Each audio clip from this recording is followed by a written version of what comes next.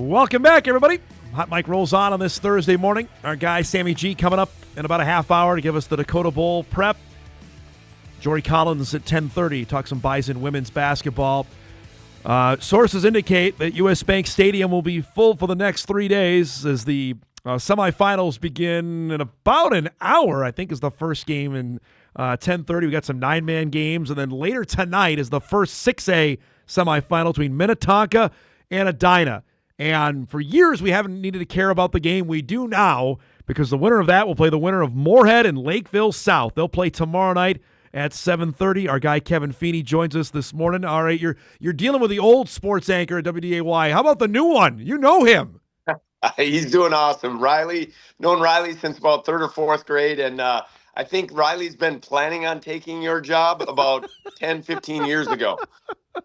Well, he's already killing it. He's already doing better than I am. I can tell you that. He's doing really well. All right. So how are you handling being a viral sensation? That story with the pizza went to CNN, I saw the other day. You know what? Kevin Wallivan said this stuff, that the national media will eat this stuff up. No pun intended. But no, I tell you what, great story. Kevin did a great job on telling it. But kudos to our kids. Seriously, we just try to figure out a way. They were hungry, and they'll come up and adapt and overcome. Like I said with Kevin. No, don't get in the way of hungry football players after a game. What is your food plan for tomorrow night? Now, are you all good? All good. You know what? Because we're leaving today, you'll laugh. My wife has been in charge of our food plan for the next 2 days, and so she's much better at this than I am, but much more detail oriented than I am. All right, I think a lot of us, I'll raise my hand. I'm at the Bison basketball game Friday, and I'm getting scores coming in, and I find out that Maple Grove lost to Lakeville South. I was stunned. Were you? You know what? Yes. I mean, Maple Grove has been the kings of the class for a couple years now. But you know what? We have gone up against this offense before against Elk River, and we know that once you kind of fall behind, that it's super hard to get ahead. And so as that game, we were all watching it, and as they missed that extra point and then didn't get the 2-point conversion, I was like, shoot, Lakeville South is moving on. And you know what? They've got a great program. They've won a lot of football games. They won a state championship. They had the player of the year, 2-time player of the year. That's the running back at Iowa State right now. So, I mean, they know how to win, Dom. I mean, they know what they're doing down there in Lakeville. Carson Hansen is his name. The Bison were trying to get him. His dad played up here, as you well know. He was a heck of a player. Griffin Dean, we're watching him now. This is, I'm assuming, number one of how you try and stop this guy tomorrow night? Yeah, he's the reason I probably haven't slept for the last 3 days in trying to get ready for him. But yeah, 6 touchdowns and just a super impressive performance overall by their entire team, offense, defense, special teams. But, obviously the power T stuff is going to take a majority of the limelight, which is rightfully so. And so we've got to do our best and figure out a way to give our kids a chance to be successful tomorrow night. Is this close to Elk River, or is there a subtle twitch that's different from what you've seen before? Formationally, very, very exactly the same as Elk River. I would say, Lakeville South is much more just come right at you a little bit more than maybe what Elk River is. And, they each and every year that we played Elk River, they'd have different strengths, right? I mean, they'd have a super athletic, fast quarterback, or then they had the trap guy. But, and Lakeville South certainly has all those pieces to the puzzle. And then number 2, they're a 6A school. And so, like, the measurables on their offensive line and their tight ends are tackles, and they're just ginormous. And so we know we've got a huge challenge in front of us, and hopefully we can just slow them down a little bit and get them off course. I mean, and that is first down. It goes against everything that you're taught as a football player, and every other thing, because on defense, what's the number one thing you got to do on defense? Run to the football. Yep. Right? I mean, we do a hustle and pursuit every single day. And you can't do that here. You can't do it. No. And so you're like literally stripping away everything that we teach to our kids for 1 week. And hopefully they can, have great discipline and do their jobs really well on Friday. I'm sure you're going to spill the beans here. Would you take the ball if you win the toss? Just say, okay, we're going to go and let's go. I tell you what, we did that last week against Centennial. I agonized over the coin toss, and I made a joke at one of the luncheons I speak at. I go, who worries for 4 days about what you're going to do with a coin toss that you have no control over? And so I don't know. It's Uh, the same thing. It's like you have these gut feelings right when you're warming up, but I could go either way on it. But yeah, it's so stupid that I worry about this much about a coin toss. hey, it's this time of the year, man. Your football coaches are paranoid about everything. Describe the mood of your team, how elated they were. We talked on Friday after the win over Centennial, and then, okay, turning the page, and we got another football game at the place we've wanted to get to in the longest time at U.S. Bank Stadium. No doubt. And you know what? I used the term last week, street fight, because Mm-hmm. Centennial, the style of play that they were in and the flat back and downhill running scheme that they were going to attack us with. And, really, it's no different in this game. I mean, you know what? We can use all the different, slogans and all the different things, but really what we've got to do is be super physical and just make sure that we're getting people on the ground. And turnovers this time of year in big football games are the determining factor. And so we've got to do a great job offensively of not turning the football over and just keep doing what we're doing there. And then, defensively, like I said, it comes down to just who can stop who. And you know what? Both teams have been super successful offensively. I think both teams have done some good things defensively. And like I said, I think we just are literally polar opposites on how we're going to do it. They want to play 22 in a phone booth, and I'll use the entire stadium at US Bank if they allow us to. Do you get a sense with knowing where you're at here, just the guys appreciating the moment, like, hey, this has been a climb to get here, and now you've reached, and you're not at the final spot, but you've reached a spot where you have not been able to get to in the past? We did. We talked about it a little bit last week. Like, hey, you know what? At some point, just take a look around. Yeah. And obviously, this stage and at US Bank, we're gonna there's a little bit more of oohs and ahs when you're looking around the stadium. But ultimately, I talked yesterday about football's an emotional game. You know what? But you can't let your emotions take over your ability to be successful in this game. And so we've got to be able to keep it in check. But our kids have been playing super confident and they believe in each other. And I'll tell you what, it's a pretty good formula for success when you got guys that feel like they can score at any point in time. And our offensive line has just got to keep doing their thing against a great Lakeville North defensive line. And so super, super great challenge. We know what we're up against, but I do believe that our kids are a very confident football team, that we belong in this game and we've earned the right for this game, because you don't get to this point without earning every single minute. And that's kind of been our thing the last few weeks, is just find a way to earn another 48 minutes. And that's what we're going to try to do again. In your opinion, and I don't know if anybody matches up like you, have they seen anything close to what you guys do offensively?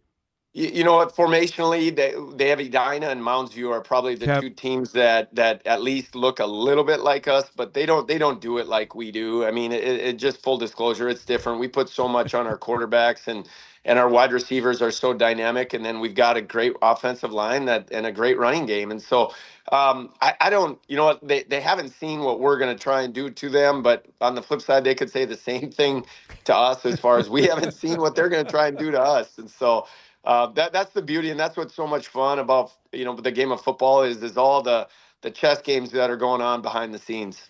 The fact just you're in the Final Four, man, and the teams you're with are the teams you played, obviously, on the other side with Minnetonka and Edina. When we talked about this back in April, that area is 6A football, I mean, I know you had high expectations, but even for yourself, you've done so many big games. Will you let yourself look around like, all right, we did this, we made it?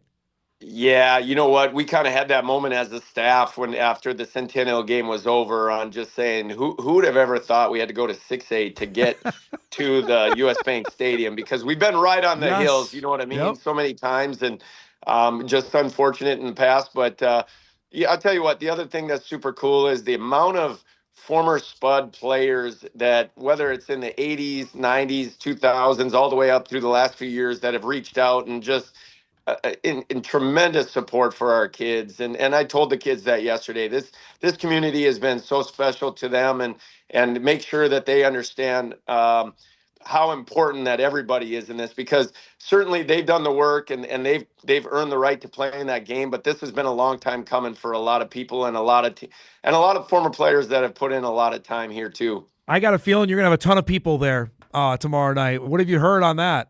Yeah, I think it's gonna be a great crowd. I've got a lot of Fargo friends that are gonna try and make the trip Nice. down and watch the games. And so yeah, it's gonna be a great crowd.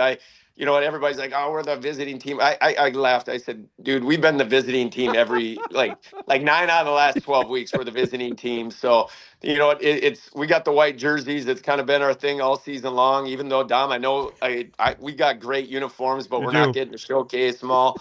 But it's going to be super fun. I'm super excited. You know what? The Spuds community is going to come out and really support, and there's no doubt in my mind our kids appreciate that. I heard there was a T-shirt being made about the miles you've traveled this year. I have seen that. That's thanks to your tweet, by the way. But yeah, no, that's been a lot of talk. We're going to have a lot of fun stories to tell when this whole thing's Oh, over. absolutely.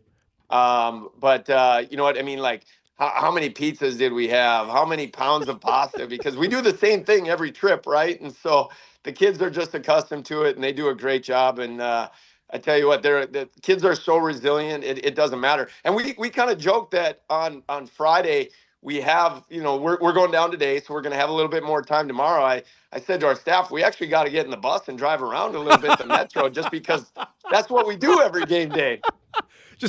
We're gonna find the Spud bus just driving all around Target Right. Field or something like that Why not? tomorrow Let's just go take afternoon. in the sights of downtown Minneapolis, right? I got to ask you, you guys are practicing in the Dome.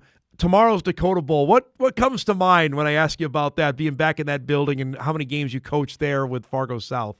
Gosh, you know what? My wife actually brought it up last night. She said the last time I've been that she has been to an indoor football game was our state Wow. championship game at in the Fargo Dome.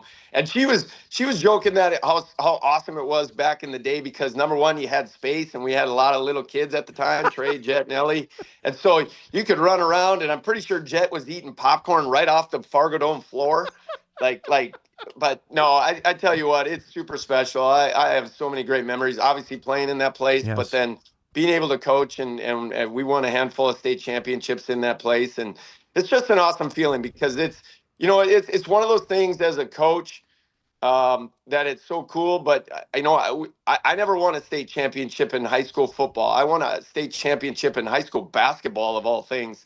And I remember it like it was yesterday. It was in the Fargo Dome Yeah. actually, but and that's what I think about when I think about these kids and this experience is this isn't just going to be for a year or two. This is going to be a lifetime memory for them. And it's super neat and super special, and they've earned it. Last thing before I let you go, I'll put you on the spot here, but I know you had such great battles with West Fargo. Do you have a great Jay Gibson story Oh, you can share on the air this morning? gosh, you know what? Well, first of all, I grew up on the sideline with Jay Gibson. Yeah. Jay Gibson, I was about an 8-year-old when I first met Jay Gibson or got to know Jay Gibson. And I thought one of the coolest things was in warmups because I always got to be on the field and Jay could punt the ball a mile. Yeah. And I used to remember Hughes Field trying to run around and catch punts in pregame warmups and just thinking like this is better than the NFL, right? I mean, this guy could punt in the NFL. But you know what? Super amount of respect for Jay Gibson. I mean, number one, to do it that long and at one place, right? I mean, that's super difficult. And I know he's planning on still coaching. And we had some amazing Oh, battles, both at Shanley and Fargo South. We had some amazing battles. We got our first win of my coaching career at Shanley, at West Fargo, at the old field. And I tell you what, like I said, the ultimate competitor. You know what? One of the best ones that I have is in the Fargo Dome. Jay's son was the quarterback, and he was doing this thing, and there was this bang bang play, and Jay comes sprinting down the sidelines because he's fired up, and I don't know if he was yelling at the official or his player, but I think he tore his hamstring. And all of a sudden he disappeared and he runs over to the bench and he's sitting down. And I remember shaking his hand after the game was over. And he's like, I think I just tore my hamstring. that sounds like Jay totally on Amen. that. Are you leaning one way or the other tonight? You've seen Minnetonka, you've seen Edina. You know, I've seen them both. We're going to go and take the kids to the game. 2/3 of our football team hasn't ever been in US Bank, and so No we want to kidding. get the oohs Wow. and the Okay. ahs out of Yep. the way tonight, Yep. and then, like I said, go there on Friday and try to win a football game. But you know what? Two phenomenal football teams, yeah, no, I have no idea. I'm just going to take it in tonight. I'm not going to be in coach mode or nothing. I'm just going to try and take it in.